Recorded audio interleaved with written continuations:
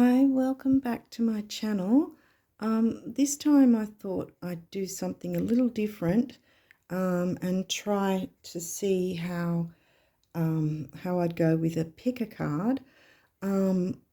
So we're still in the Mercury retrograde time frame, and I was thinking I would do it for the Mercury retrograde time. That's what I've seemed to have been drawn to do. So even though we've already had quite a bit of time in Mercury retrograde, it was previously in the sign of Aquarius, and only 2 days ago it moved into the sign of Capricorn. And this is going to go, I think, until the 3rd or 4th of February. But a lot of people go, oh, well, you know, that then Mercury retrograde will be completely over. Yes and no, because then there's the shadow period, and that shadow period is going to go for the majority of February, into, I think, the 21st or the 24th or something, I think it is. So what I wanted to do here was, with each pile, I wanted to find the best ways to work with the energies of the Mercury retrograde in Capricorn that's happening now, as well as what we can do with the post-shadow time frame after the retrograde has finished on the 3rd or the 4th of February. Also, we've only just had Venus was retrograde, and she's only just stationed direct. So there may be a bit of an overlap as well, because as with any retrograding planet, there will be a post-shadow phase, just like there's a pre-shadow phase when it's moving into the retrograde, and then there's the retrograde, and then there's the post-shadow phase. So the post-shadow phase is mainly about all the information that's come to us and how to sort through that, what to do with that, what decisions we want to make or not, you know. So yeah, I don't, hopefully I'm making sense with this, but what I'm going to do is, in the description box, I'm going to write for each person's rising sign, with Mercury retrograde in Capricorn, and what house that's going to be in, and what that sort of, what the kind of what the flavor of it will be in terms of what sort of issues you'd be dealing with, or what topics, what topics you'd be dealing with for your particular rising sign. Okay, so also, because I'm using my phone, I don't have a flashy camera, so I don't know how to edit any of this. So I'm going to have to literally go one by one and scoop up the cards after each turn before I move on to the next one. Hopefully that's not going to be too annoying. So anyway, I think that's about it. I think we can get started. Now, I'm using a few decks in this one. Star Codes, Astro Oracle, Astrology Reading Cards, Queen of the Moon Oracle, Astral Realms, Heavenly Body Astrology, and I'm also going to pull a couple of cards from the Guardian Angels deck for each pile at the end as well. So I guess we can get started now that I've finished my babble. So with pile 1, we have, hopefully I'm saying this right, Garnierite. It can be known as also a green moonstone. I'll talk more about that when we get into pile 1. And this is obviously pyrite for pile 2. And then we've got jade for pile 3. So you might want to pause the video or something to decide which pile you'd like. Take a few breaths, and then we'll get into it. Okay, so here we go. I'm sorry, I'm just going to move these out of the way so we can start up with pile 1. And I've got the guidebooks nearby as well in case we need to jump into them here and there. So, okay, so pile 1 has garnierite, which, as I said before, was it can be known as the green moonstone. Hopefully you can see it in the light there. And this is about manifestations, manifesting from your heart. Like it's linked with the heart chakra. It's manifestation from your heart for love, healing, and abundance. So we'll pop that right there and we'll get right into it and see what cards have come through. Okay, Descendant. Well, the Descendant is opposite your Ascendant, and generally the Descendant means, well, with your Ascendant, it's what you're showing the world, how you come across to the world.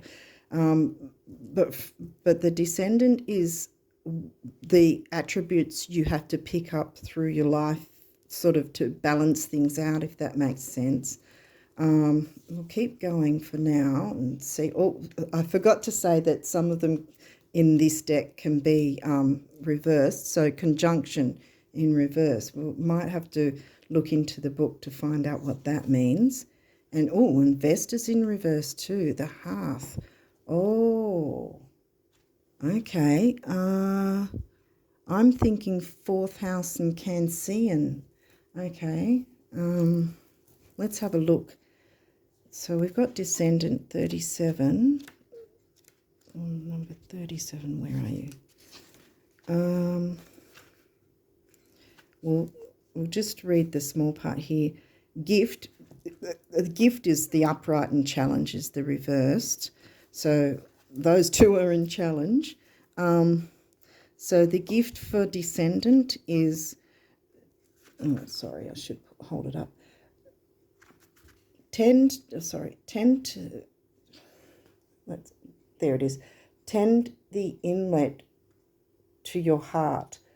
Invite in relationships that are clear, healing, nurturing, self-responsible, and encouraging of mutual evolution. This, yeah, is someone Cancean Rising, or is Cancer your Descendant sign? Because the Ascendant is at 9 o'clock and Descendant is at 3 o'clock. So it's completely the opposite side of your Ascendant, your rising sign. So, yeah, it'd be whatever sign is there. But I don't know, I just keep getting pulled to the Cancer sign, or 4th house, which is also the Cancer energy. Even if it's a different sign, it's still the Cancer energy. So 51 is conjunction.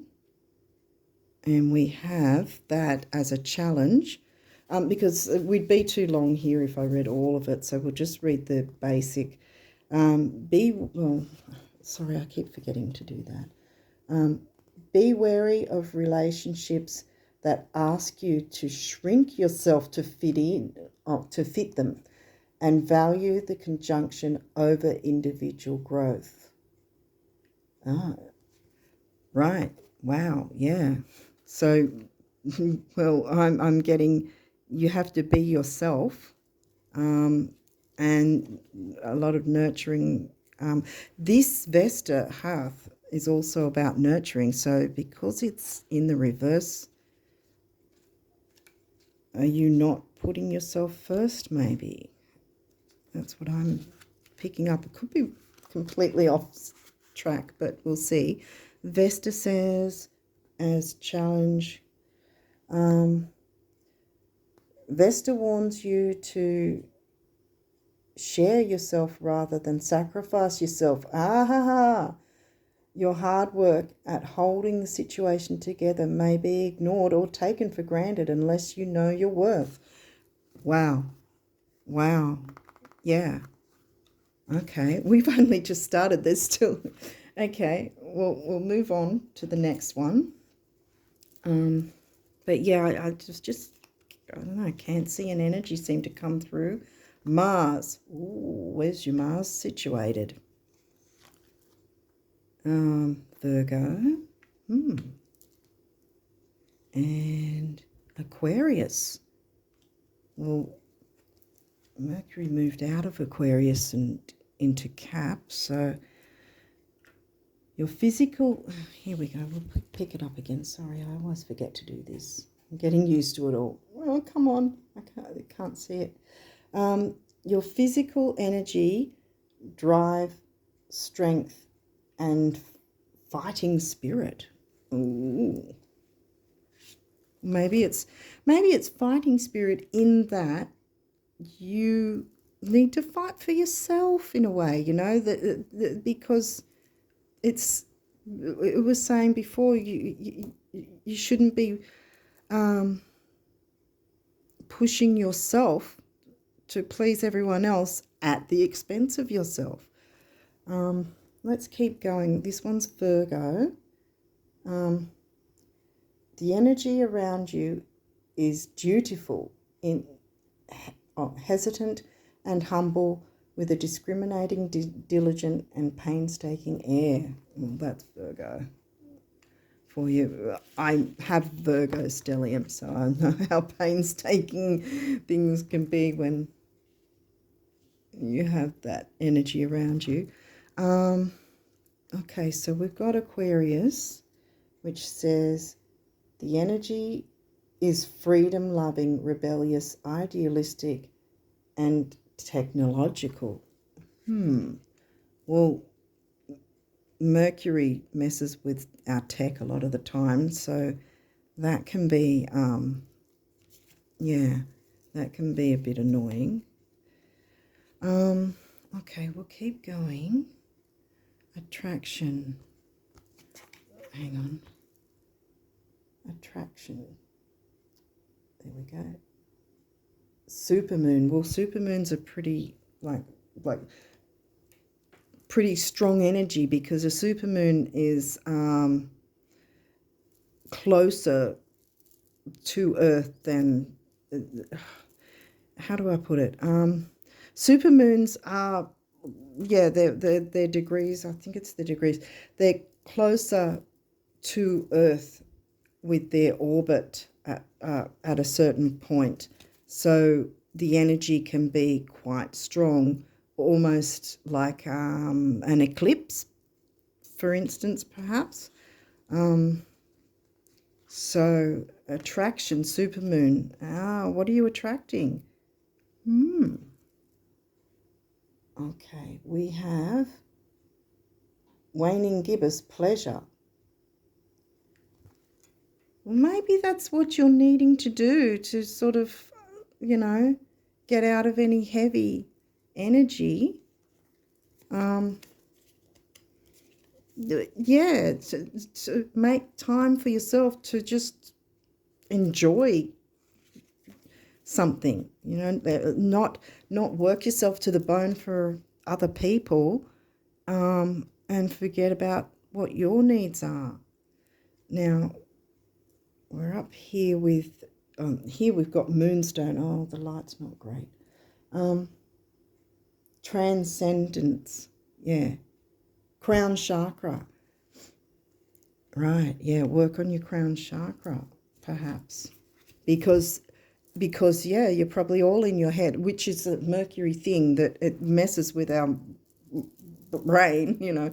We're, a lot of the time we can be muddled, or even if it's just written word, you know, it might not be spoken word, we can get all muddled up with the Mercury retrograde, that things just don't come out how you normally would want them to. So yeah, it's maybe time to take time for yourself to relax a bit, enjoy your life, and maybe a bit of meditation for the crown chakra. What's this one? Healing. Didn't we talk about healing before? Oh yeah, with this stone. spirit quartz. Yeah. Chiron. Chiron, the wounded healer. Yeah. Yeah, Chiron has his return every 50 years. And that's about, well, yeah, childhood issues maybe. What you dealt with as a child, and yeah, and what you might still be holding on to that might need to be released, so you can enjoy life again. Now we have Neptune. Oh, Neptune can be a confusing planet at times. What have we got here? We've got dream and transcend. Yeah, there we go again. So what are your dreams? Have you put them on hold for other people? Oh, boom, Chiron. We had Chiron over here again. And then sextile. Sextiles are good. Oh, sorry, I didn't. Hurt and heal. Yeah, see. I kind of knew what Chiron meant anyway. Yeah, so it sort of meant the same thing. So sextile is the final card here. They're usually a good what is it called? Aspect, I think it is. Yeah, because a square or an opposition are the ones that are really difficult. And a conjunction can go either way because it depends on what planets maybe and what else might be aspecting them. So, yeah, can we see? There we go. Sextile, a combination of tension and flow, potential and a rewarding situation. Yeah, a rewarding situation. So, yeah, how about we look into, I might see with the astrology, Chiron. Where is Chiron? Oops. Where are you, Chiron?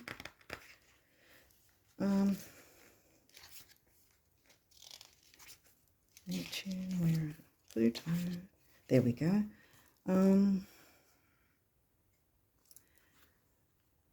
What is your great spiritual journey? Oh, sorry. Injury. Wow. Yeah, I had a feeling I needed to look this up.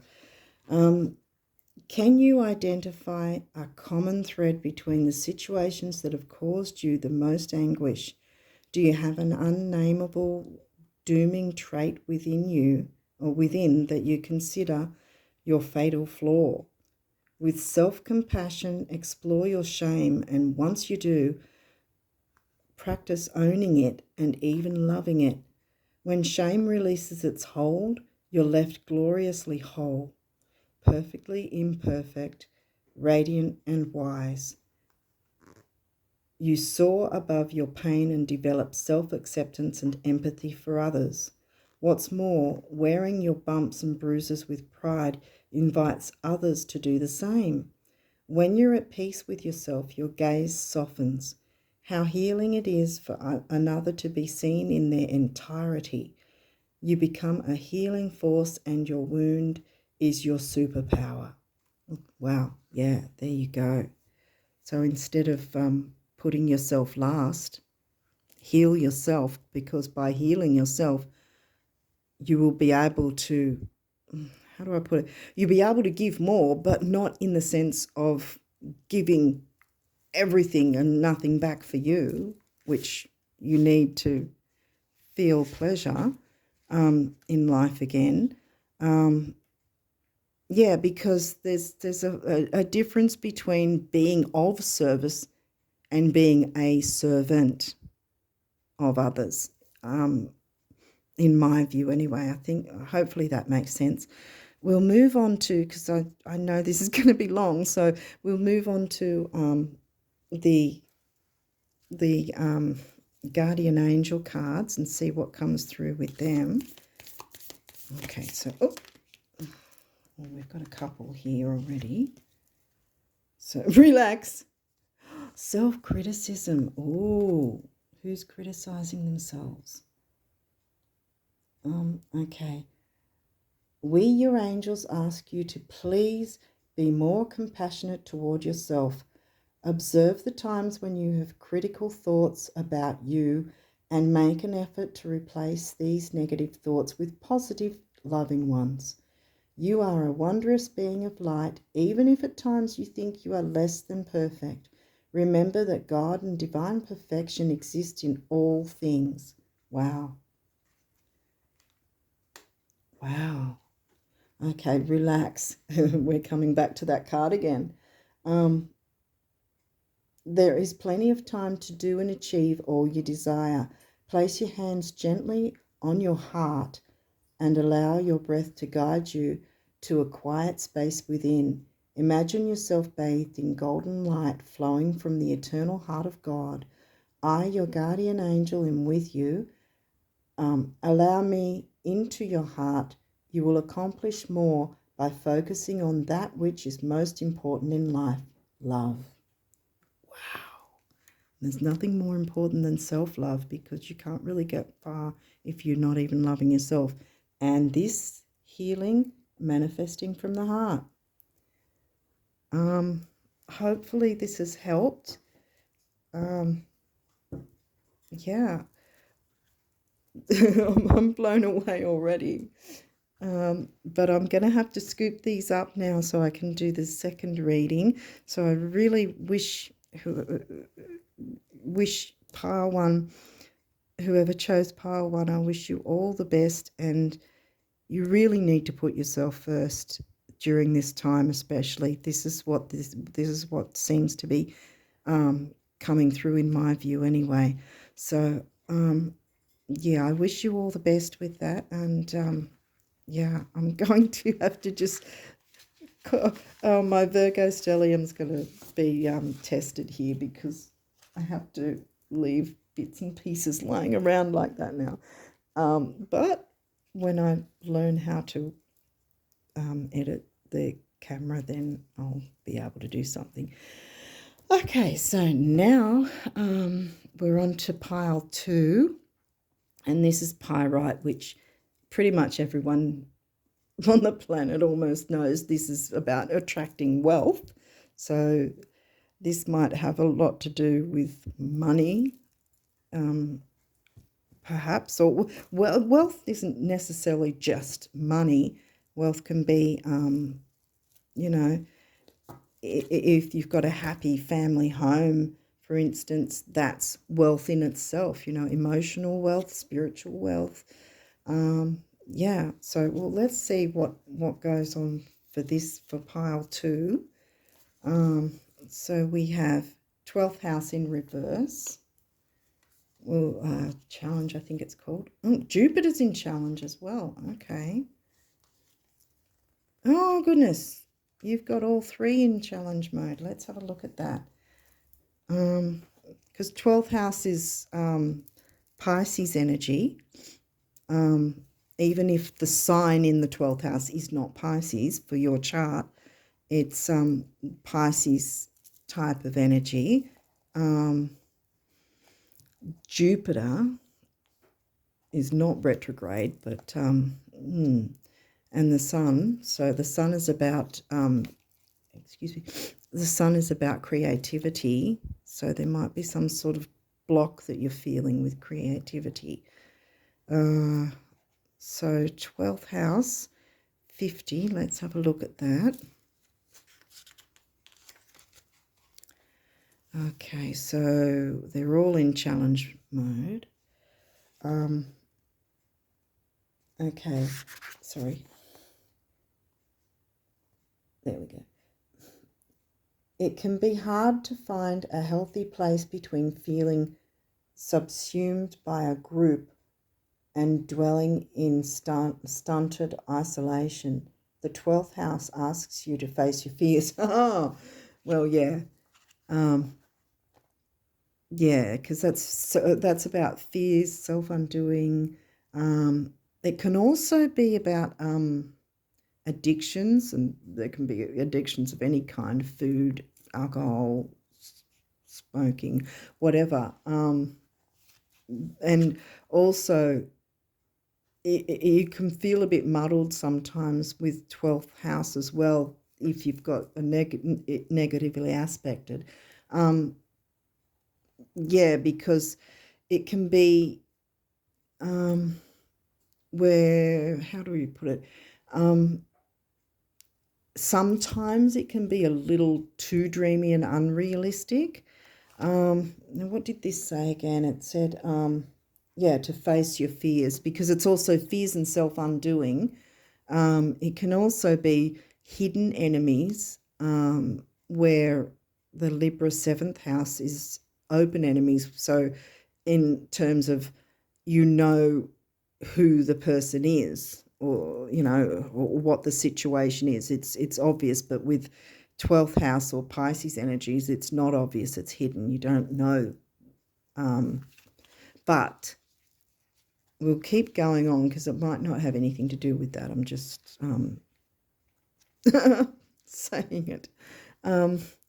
23, I'm just sort of trying to explain what sort of things 12th house would have in it, but I'll write it in the description box anyway. So we're up to Jupiter, and again it's in challenge as well. Here we go. Jupiter can bring too much of a good thing or have people feeling overwhelmed. Watch out for magical thinking and a Pollyanna avoidance of problems. Yeah, see, that's what I was thinking as well, because again, Piscean energy can be dreamy and a little, I don't know if you'd call it over the top, but unrealistic, but not realize you're being unrealistic kind of thing. And this is kind of saying the same thing. And this one's saying face your fears. This one's saying don't avoid your problems. Wow. Okay. So then we've got Sun. I'm really sorry, pile 2. It's not looking great so far. I hope it improves. So here we go with the Sun. It's also in challenge. Okay. Whoa. Narcissism is the shadow of the Sun's energy, the false belief that I am the center of the universe. Oh, and you are not. Learn to earn attention and respect rather than demand or expect it. Oh, boy, that's a bit harsh.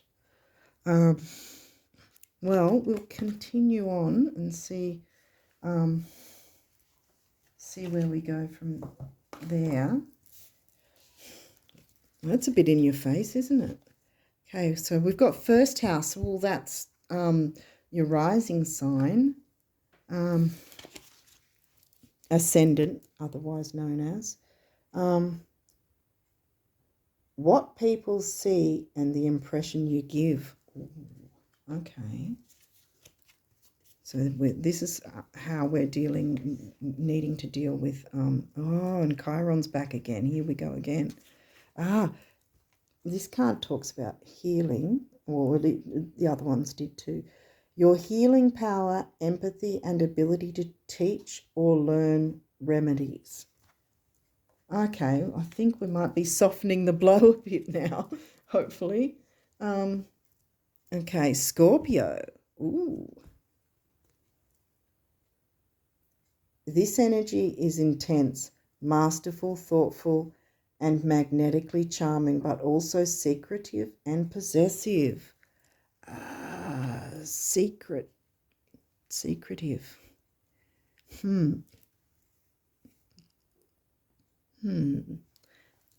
Well, you could be Pisces rising or Scorpio rising, or you could have a Scorpio or Pisces stellium. Let's keep going. Assessing. First quarter moon assessing. Okay. What else have we got here? patience. And that's, what does that say? Is that green corn moon? I think it is. Yeah, green corn moon. I have never heard of that. Okay, patience.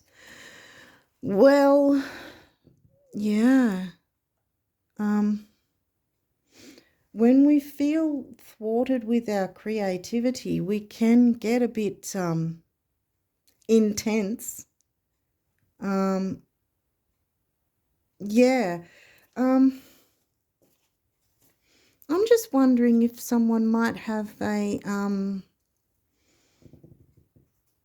Saturn opposing their sun, because that kind of makes sense with the 12th house thing, that there's sort of that escapism and the intensity because things aren't going well, which would bring, where was it? Somewhere where it said about narcissism or whatever, because when things aren't going well for us, we're not going to be happy about it. And that can be a very difficult aspect if you do happen to have Saturn opposing your sun. Saturn opposing anything is not good. Squaring is not good either with Saturn. Anyway, let's keep going. We have citrine, clarity, yeah. Sun, here we go, sun again. So I think this citrine stone would help you as well. If you have a pyrite and a, oh look, this is citrine here as well. Pyrite and citrine might be stones that might help you to get a bit clearer, and clear quartz as well to get clarity. What have we got here? Oh, what does that say?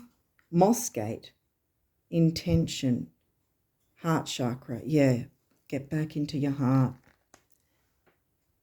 Again, this is like with the previous pile one. Because of the Mercury retrograde and all this information and everything just going all over the place kind of thing, that it's really hard to stay grounded, and we're so much in our heads rather than our hearts, and we really need to get more into our hearts.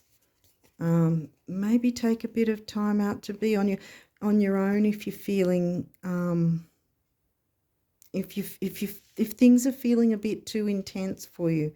I'm just harking back to the meditation thing. Sometimes taking a step away from something is better than us reacting to it right then and there.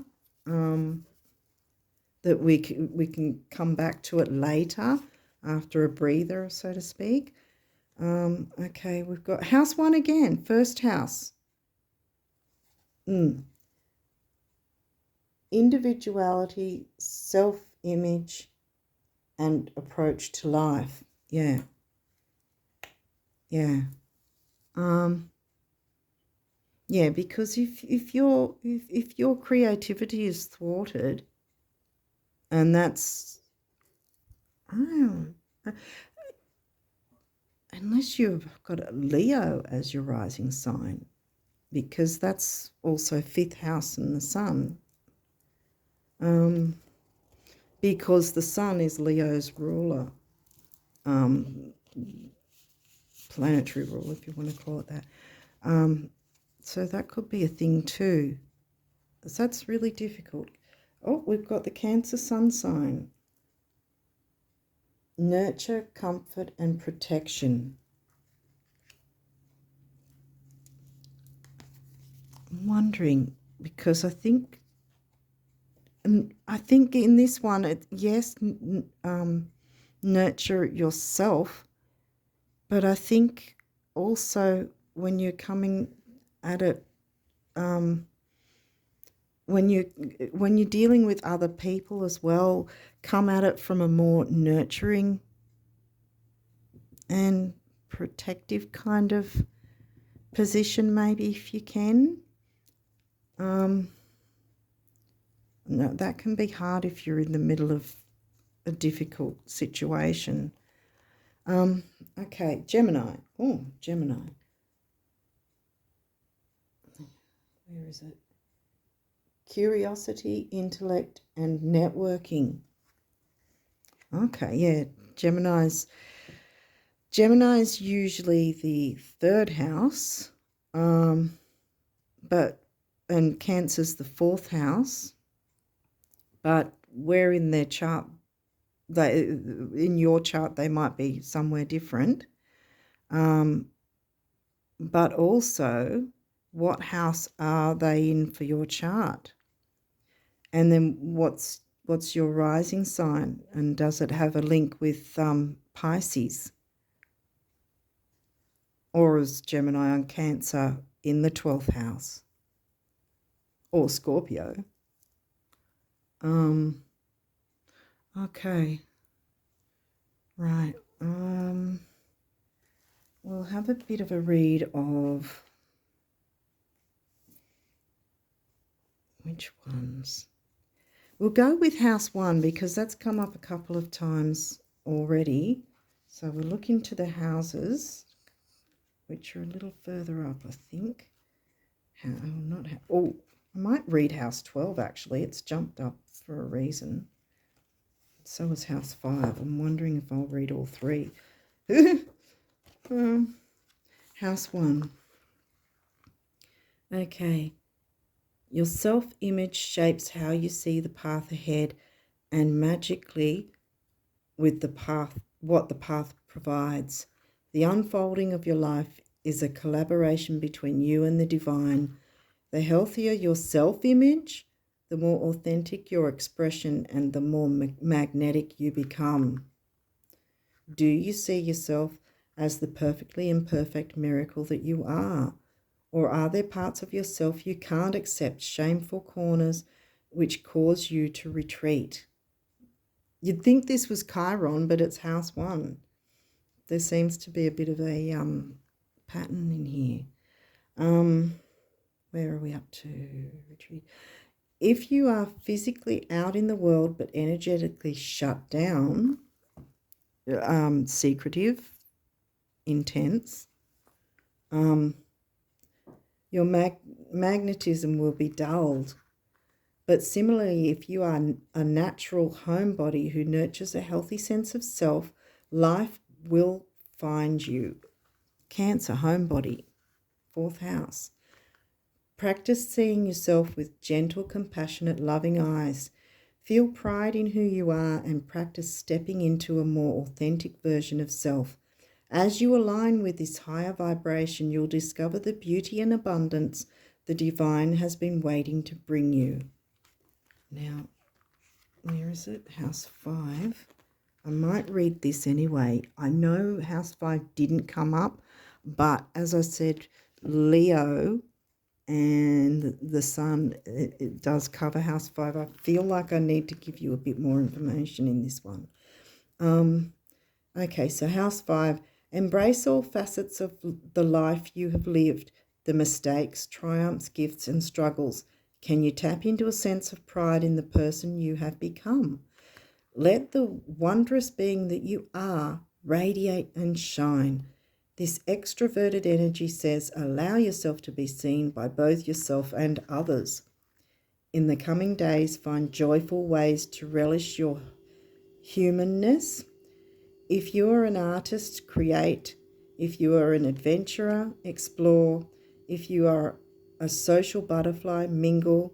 Find ways to laugh with abandon and feel free. Where are we? What stokes a burning fire in your belly and fills your heart with a love of life? Oh, that's a question. What stokes a burning fire in your belly and fills your heart with a love of life? Prioritize simple fun, engage with the world and enjoy your physicality. The expression of your authentic self is your highest offering. Oh, this Mercury retrograde has been tough on a lot of us. Okay, I'm going with House 12 as well because it was the first card, even though it didn't come through in these cards, but I'll read this one. Okay, so move away from sweeping statements like, I am happy, I am depressed, I am a success, I am a failure, he is good, he is bad, this is my life forever. Can you embrace yourself and the nature of all living things as multidimensional? You're free to take a completely different shape today than yesterday, and in this moment you can be many things at once. Names and labels are useful but limiting. Identify with your soul more than your emotions and your sense of self more than your identity. Wow. This one was pretty hard hitting. Let's see now. Yeah, well, let's see what guardian angel cards come through for you. Hopefully there's something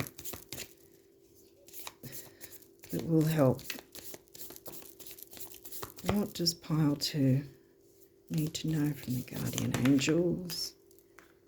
Oh, we've got another. Oh, we've got 3. Prayer. All right, hang on a minute. Here we go. Have we got it? There we go.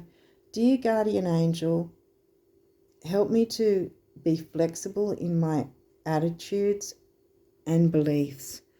Help me not to fear the transient nature of life. Fear. 12th house Pisces. Where are we at? Help me to remember the eternal light which emanates from my soul and the eternal light which emanates from the heart of every living thing. Help me to remember that I am eternally guided and loved by God and all creation. Wow. Then we've got forgiveness. Oh, wow. That ties in with here, that a bit of intensity, secretiveness, possessiveness.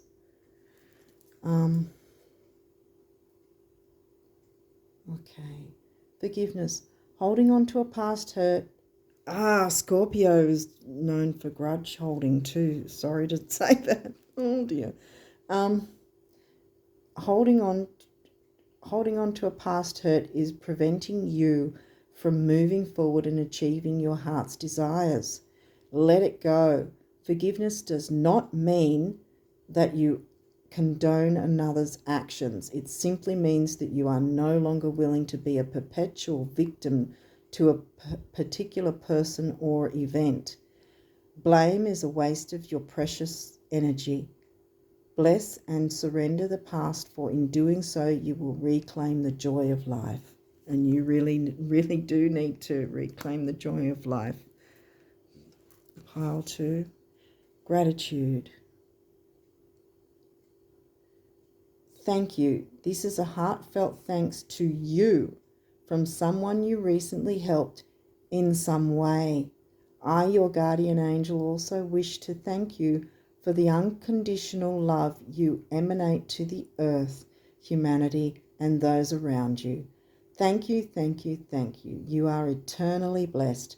May peace, grace, and love forever guide you along your sacred path. Yeah. Nurture yourself and nurture others. And yeah, citrine, clear quartz. I'm not sure what this one is. I don't have this stone. Moss agate. Even if you've got just any agate, maybe work with that as well as the citrine and pyrite. Things will get better. This is just the Mercury retrograde really raining on your parade right now. But yeah, you can get through this, and just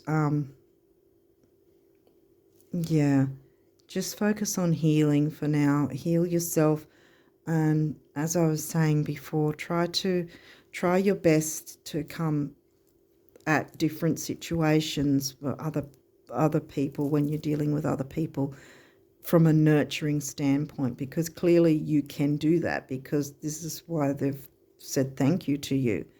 They're grateful for what you have been doing. So it's not always going to be this intense, but this particular Mercury retrograde has really thrown